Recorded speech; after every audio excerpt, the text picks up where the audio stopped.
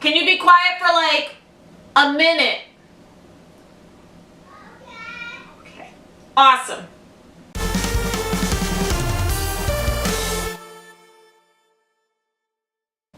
Hey guys, it's Amanda. Welcome to my cave, where I come to hide from husbands and children, and sometimes other family members who stop by. So a couple weeks back, my friend Kara and I were at the dollar store, and she actually found a stamping kit. She decided to buy it, and she tried it, and then she called me, and she was upset. She could not figure out how to make the image transfer onto her nail.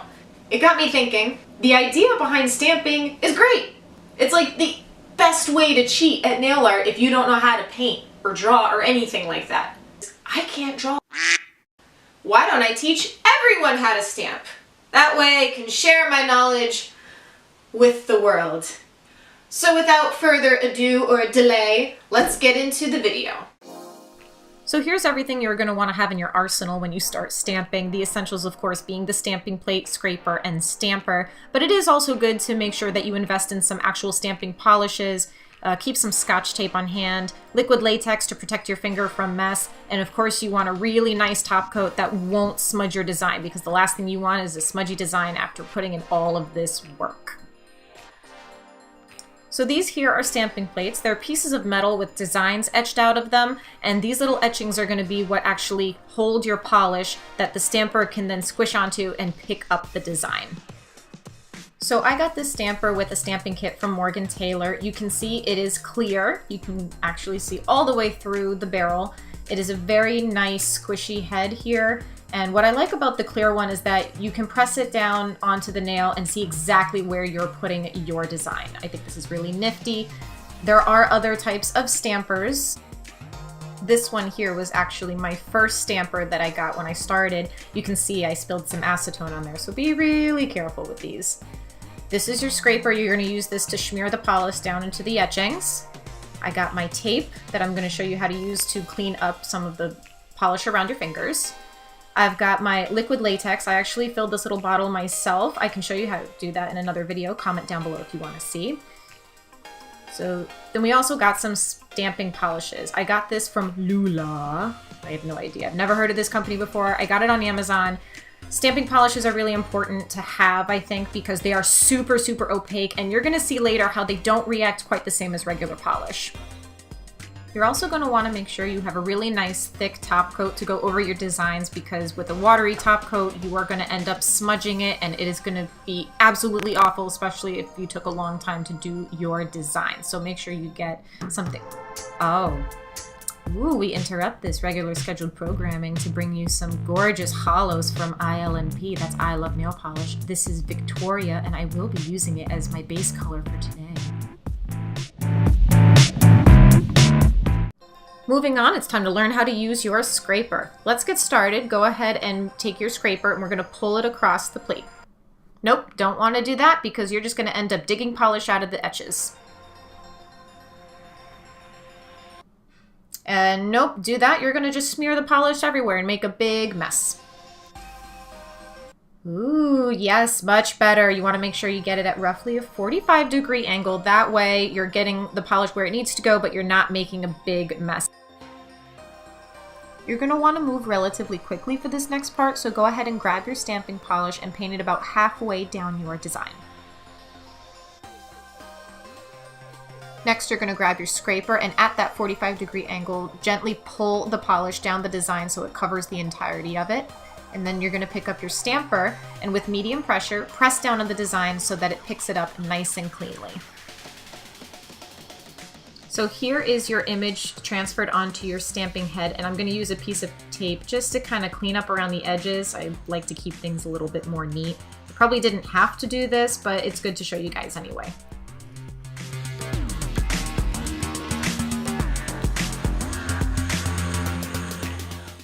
Next, you're going to take your stamper and you're going to hold it over your polish finger and press down And you'll notice that I didn't get any of the stamping polish on my finger. I've noticed that with these stamping polishes, they don't stick to skin like regular polish does, so cleanup is super, super easy if I even have to clean up at all. Now, if the polish does seem to stay on your skin, just use a piece of tape to lift them away as much as you can, and then use a cleanup brush to get any little bits that you missed. It comes off really, really easily because it is a stamping polish. And finally, you're going to want to take your top coat and put on a nice thick coat over your design. I love this one. It never, ever smudges. Oh, it's so nice. Look at it. It's so shiny. Yay, see? And there we go. All done. But now we have to clean everything up. So let me show you how to do that right now. So to clean off the stamping plate, I have lint-free wipes that I use, but you can also use a cotton ball. Soak them in acetone and go ahead and just rub the plate until all of the polish comes off. It usually comes off pretty easily for me. And you're going to want to do this after every single nail. When it comes to cleaning my stamping head, I find the absolute best and easiest and fastest way to do it is using a lint roller. You literally just press the stamper up against it, it pulls the polish off, and it leaves it super nice and clean and ready for your next nail. No waiting time. Now, if you don't have stamping polish and you only have regular polish, protect your finger with liquid latex or tape if you want to do it the old-fashioned way, or if you don't have liquid latex.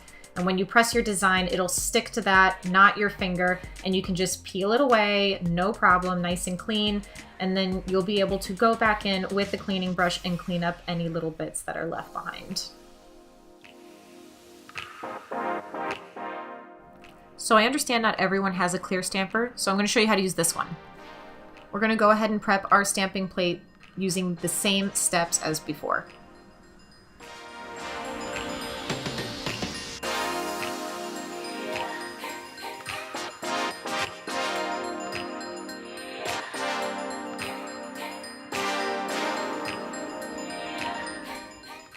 So as opposed to pressing straight down with your design as you did with the clear stamper, you're actually going to position this one next to your nail, and with a rolling motion, you are going to apply it. So that way you have a better idea of where the design is going to land on the fingernail.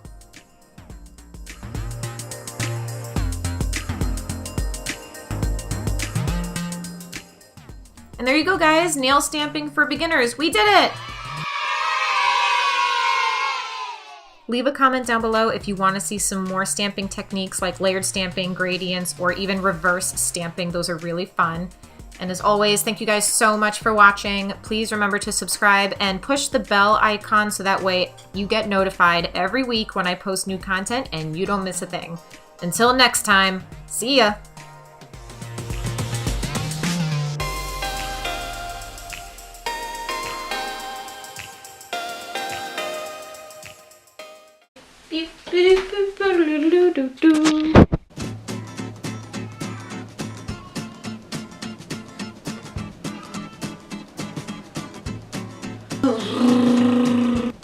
I'm gonna start this over. That didn't come out right at all. Quiet time means you need to be quiet.